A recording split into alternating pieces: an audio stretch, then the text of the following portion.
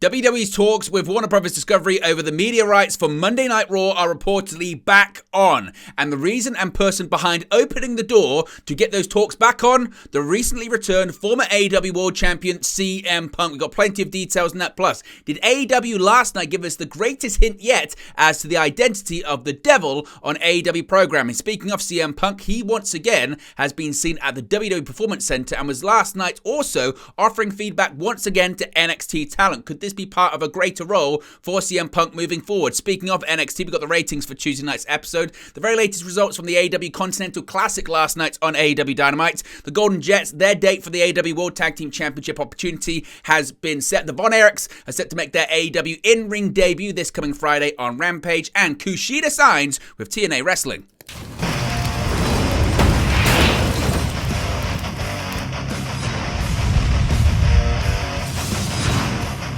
Hey guys, welcome back to Wrestling News 365. Hope everyone is doing very well. As always, we've got plenty of news stories to get into in the world of professional wrestling, and a big developing story that's been bubbling up over the last couple of days is the television rights for Monday Night Raw and possibly new talks between WWE and AEW's broadcast partner, that is Warner Bros. Discovery. Now, this really kicked up a couple of days ago because the previous reports had indicated that Nick Khan had made a pitch to WBD earlier this year, but they were very quickly turned down because Warner Bros. Discovery were very happy with their deal with AEW. Of course, WBD is the exclusive home for AEW programming with the likes of Dynamite, Rampage, and Collision airing on their networks. However, Dave Meltzer tweeted this a couple of days ago. He tweeted out the following. You can see it right there. He said, quote, "Things are changing greatly. Let's just say things changed greatly with Raw negotiations from a few weeks ago, and Punk is a huge part of the selling point." Now, that got a lot of people talking about possibly having changed. Could talks be back on between Warner Bros. Discovery and WWE? And could Monday Night Raw be leaving the USA Network and coming to WBD? Of course, at the moment, AEW is still in talks with Warner Bros. Discovery about an extension to their existing television rights deal as well. Well, this is where it gets really fascinating. So PW Insider is reporting today, this past Monday morning, TKO's Mark Shapiro, as well as WWE's Nick Khan and Paul Levesque, were in New York City at the Warner Bros. Discovery headquarters meeting with WBD executive Bruce Campbell about potentially moving Raw to WBD. Now again, this is very significant because just a couple of weeks ago it was reported that Nick Khan had made a pitch to WBD earlier this year, but was very quickly turned down because they were happy with AEW. But now meetings have started to take place once again as recently as this past Monday morning, according to PW Insider. Now they continue that the WWE contingent met with Campbell for several hours Monday morning. According to WWE sources from PW Insider, there are still other suitors. Paul Levesque and Nick Khan were in Los Angeles several weeks ago, meeting with potential partners. They are seeking a major increase in Raw media rights. Now, this comes off the back of Dave Meltzer's tweet that I was talking about a couple of days ago, but also Dave Meltzer this morning as well has spoken on Wrestling Observer Radio, discussing his tweet in question that's led to this speculation about the future of Monday Night Raw and a possible link with WBD, as well as really what this could mean when it comes to AEW as well. Now, Meltzer noted that about a month ago, WWE was shopping Monday Night Raw around to networks such as Amazon Prime, Warner Bros. Discovery, and Disney's FX. He also noted the possibility about Raw possibly staying with the USA Network. Here's what Meltzer had to say. It's very interesting stuff. He said, quote, "They would like to get close to $400 million. I don't think they're going to get $400 million, but they're shopping it around, and WBD obviously being one of them. WBD seemed to be dead, and it's not dead. With Punk there and everything like that, it's not dead. It's not like people should go, oh my god, this and that with AEW. There's no way of knowing anything more other than they did have a meeting and it's not dead. That's all." Now, he continued by saying WWE, as far as the Raw deal, is the belief that they're finalizing pretty soon. Levesque was at Raw on Monday. He missed the one Raw, if you remember, because of whatever they were doing. They're trying to close that deal. That's pretty much it. Punk opened the door, what may have been a shut door. How open that door is or what's going to transpire, I don't know. He then followed on by saying, Punk, he's a significant player, and that's one of the reasons he's going to be at the house show in Los Angeles this week, because I'm sure that the people who they are courting, everyone's headquarters is in LA. I'm sure they're going to invite everyone that they're courting there, and figuring that they're going to see with Punk and Dom, they picked that right opponent for just a great reaction to go, look, this is what you're getting. This is the show we're selling. Finally, Meltzer said, the belief is it's coming down relatively soon, but it's one of those things, there's no rush either. It could come down in 6 months. They're in negotiations, and AEW is in negotiations. These negotiations are going to be gigantic to the future of wrestling in many ways, depending on who gets what, depending on the days of the week, depending on the counters. So the question then becomes, what do you think of this news? Should AEW be worried about WWE once again having talks with Warner Brothers Discovery? Or do you believe, like other people are suggesting, that actually WBD, they're not interested in WWE? They might in fact be a silent minority owner of AEW, so they're not going to get into the WWE business? Or could we see a situation where WWE comes in and kicks AEW programming off either TNT, TBS, or all of WBD networks in 2024? What would that mean for the future of AEW? Is this a big power grab by WWE? Where do you think this one is heading? Let me know your thoughts, as always, in the comment section below. Now, speaking of AEW, last night we maybe got our biggest hint as to the identity of the devil on AEW programming. But first, it kind of stems from a match earlier on in the show. Now, to kick off last night's AEW Dynamite, Samoa Joe took to the ring and the microphone to call out Hangman Adam Page. Now, after Joe alleged his belief that Hangman was responsible for the attack on MJF backstage at last week's Dynamite, Page himself appeared. However, there wasn't a great deal of time to argue, although for the record, Hangman did deny being the devil under the mask, because the pair were interrupted by Roderick Strong. Strong, who last week abandoned his wheelchair, was now walking on his own as he confronted Samoa Joe and even Page. The pair would go on to have a match in which Hangman Adam Page would ultimately stand tall and have a victory over Roderick Strong. Page would handily stand up to attempted interference from the Kingdom, which can be seen during the broadcast. Now, this is where things get really interesting, though, because we had to wait for right to the end of the broadcast to get any more updates when it came to the devil or anything like that. Now, after the main event last night, cameras quickly cut to the backstage to the parking lot area as 4 masked men appeared, as well as the devil. Now, you can actually see this in question right now. Let's take a closer look. So you can see right there, you can see the devil appear and get out of this car. Once you then see the devil's assailants continue to attack Hangman Adam Page, bring him over, and then pick him up and actually slam him. You can see it right here, smash him onto the windshield of the car, which some people are suggesting could be maybe an indication as to the identity of the devil himself. Now, why is that a hint? Why is that a hint? Well, of course, it's quite interesting because the attacker slammed Page onto the car's glass windscreen, potentially a big hint that the devil could indeed be Jack Perry, or at least he's involved in some way. Jack Perry, of course, infamously slammed Hook onto a car windscreen at AEW All In London and said, quote, "Real glass, cry me a river," into the camera, weeks after CM Punk had advised him not to use real glass for a segment, which ultimately led to Punk's departure from AEW and an eventual return to WWE. So the question becomes, was this a hint? Was this an indication as to the identity of the devil? Some people thought it could be Jack Perry after we heard the devil laugh a couple of weeks ago. And is this hint, is this attack on Hangman Adam Page disproving that it's not Hangman behind the mask and actually a slam on a windshield made of real glass? Is that an indication the devil is Jack Perry? Let me know your thoughts about that as well. Now, CM Punk, of course, he's been everywhere recently. And recently, he's not only been backstage at NXT, he's also been at the Performance Center where NXT is shot. Now, according to Sean Ross Sapp of Fightful Select, CM Punk has been at the WWE Performance Center the last couple of days, and actually to positive reviews. CM Punk appeared on the NXT Deadline event on screen with Shawn Michaels last weekend, but didn't wrap up things there. After being on Raw on Monday, Punk flew to Orlando to the WWE Performance Center and appeared without being obligated to.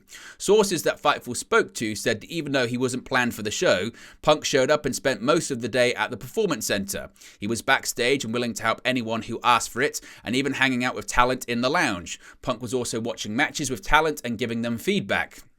Fightful's Corey Brennan also heard that Punk was moving around the area, including Gorilla and behind the hardcam area and tech crew observing. Shawn Michaels was the most vocal WWE-related name to publicly welcome CM Punk to WWE, well before any talks were actually held between Punk and Paul Levesque. Specifically, Michaels outright welcomed Punk to NXT, and sources close to Punk claim he didn't take that endorsement lightly. In addition, WWE sources tell Fightful that Punk is welcome at the Performance Center whenever he wants. What's quite interesting is Ibo, a wrestle purist who has a good connection with sources close to Punk, says that Punk's long-term goal is to succeed the 58-year-old Shawn Michaels in heading up NXT. Now, WWE officials have told Fightful that something like this would be a long way off, and there are no plans as of right now for Michaels to wrap up his run in NXT anytime soon.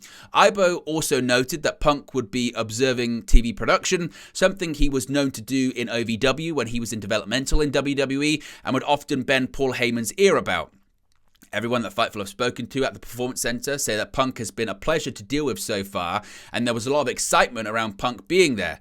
Punk has also been taking photos with tons of NXT talent over the last few days, in addition to training with them seemingly, as you can see right here. Punk posted the following to his Instagram story, saying, quote, "Father-daughter day at the gym, got these two to stop fighting long enough to take this pic," also tagging Cora Jade and also Roxanne Perez in there, of course, both long-term CM Punk fans. So what are your thoughts about the possibility of CM Punk actually being involved on a longer term and a more concrete basis with NXT as well? Could you see CM Punk kind of continuing the job that he had in AEW as well? People often forget CM Punk was not just on a talent contract in AEW, he was also on an employee contract and really headed up AEW Collision in terms of the putting together of the shows, promo segments, in-ring segments, talent he wanted to appear on the show as well. So it isn't too much of a big stretch, is it, that Punk could want to do the same in NXT? Could you see Punk doing that? Let me know your thoughts about that in the comment section below.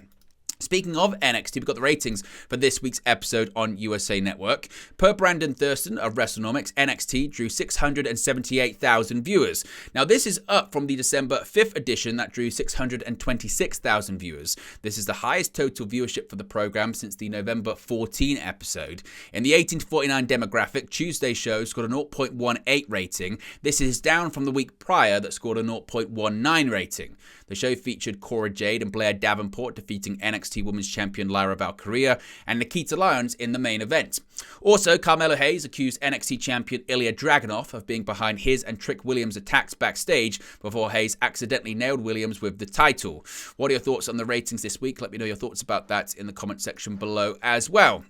Let's move on and talk about the AEW Continental Classic, because that continued last night on AEW. Just a bit of an update actually before we do get into that though, because AEW has done cross-promotional events for charity as a pretty much long-standing tradition since the inception of AEW, with the likes of AEW Fight for the Fallen, and now Tony Khan has announced a new partnership to coincide with the end of the Continental Classic tournament. Khan took to social media, X, yesterday to announce that the last week of round-robin tournament of the Continental Classic, set to take place next week, will be called the Tournament for Tots in partnership with Toys for Tots charity, as well as Jazzwares. Khan stated that more than $1 million worth of toys would be donated. So fantastic stuff from AEW there.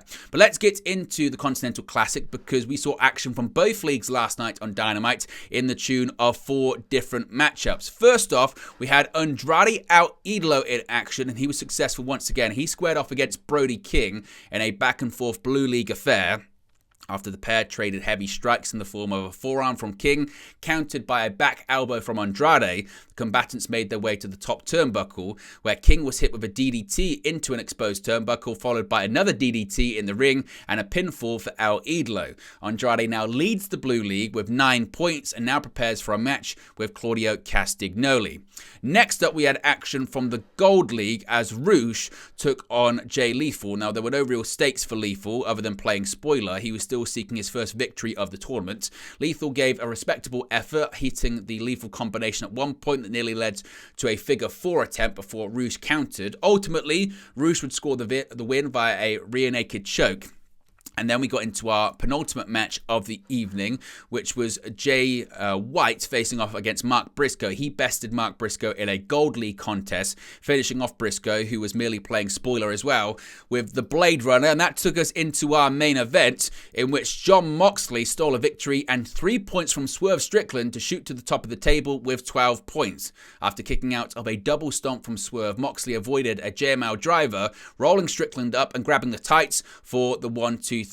As things stand, as I mentioned, Andrade El Idolo leads the Blue League with 9 points, whereas Jon Moxley leads the Gold League with 12 points. Where do you think we're going to be going when it comes to the Continental Classic?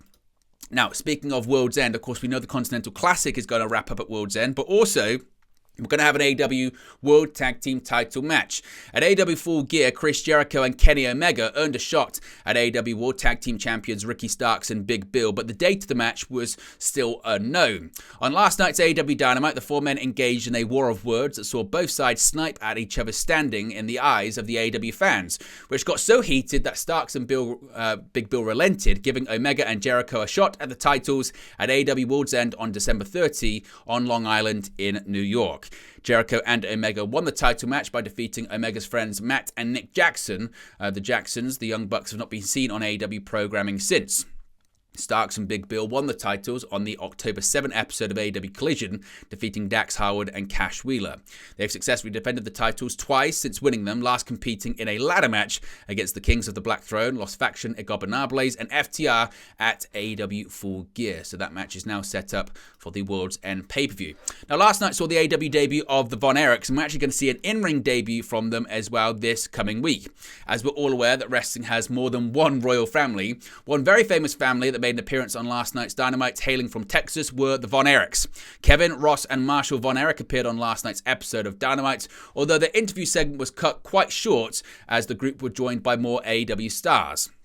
Danhausen, Orange Cassidy and Trent Beretta appeared to say hello, with Cassidy quickly pitching that Ross and Marshall Von Erich make their AEW in-ring debut on Rampage, suggesting that they team with him. There were mild protests from Danhausen and Trent, but they were quickly squashed. Now, a new film featuring Zac Efron and AEW World Champion MJF, The Iron Claw, about the legendary story of the Von Erich family, is set to premiere on December 22nd in theaters. So this could be the beginning of crossover between the two. Finally, speaking of some TNA, some big news yesterday as Impact Wrestling / soon to be TNA Wrestling has announced another big signing. On December 13, Impact Wrestling announced the signing of former WWE Cruiserweight Champion Kushida to the promotion starting in January when they rebrand to TNA. Kushida joins Trent Seven as another former WWE star who recently signed with the rebranded TNA and further builds excitement to the new year. Now it seems like another international star will be making their comeback to the company. Per PW Insider, Thursday's December 14 edition of Impact Wrestling on Access TV will feature an announcement about the return of an international star for the Hard to Kill pay-per-view. Again, we'll leave that to you, but you can tune in tonight on Impact to find out who that is. But what are your thoughts on Kushida signing with TNA Wrestling? Let me know your thoughts about that as well. But there you go, guys. This latest pro wrestling news for you. Be sure to smash a like on the like button. Be sure to subscribe, bottom right-hand corner. As always, let me know your thoughts in the comment section below, and I'll speak to you again very, very soon. Hey guys, thank you for watching, listening, streaming, or however you come across this video today. Be sure to click on the video on the right there to watch our next video, or click the bottom there to subscribe, or the bottom right-hand corner. Thank you very much, and I'll speak to you again very soon.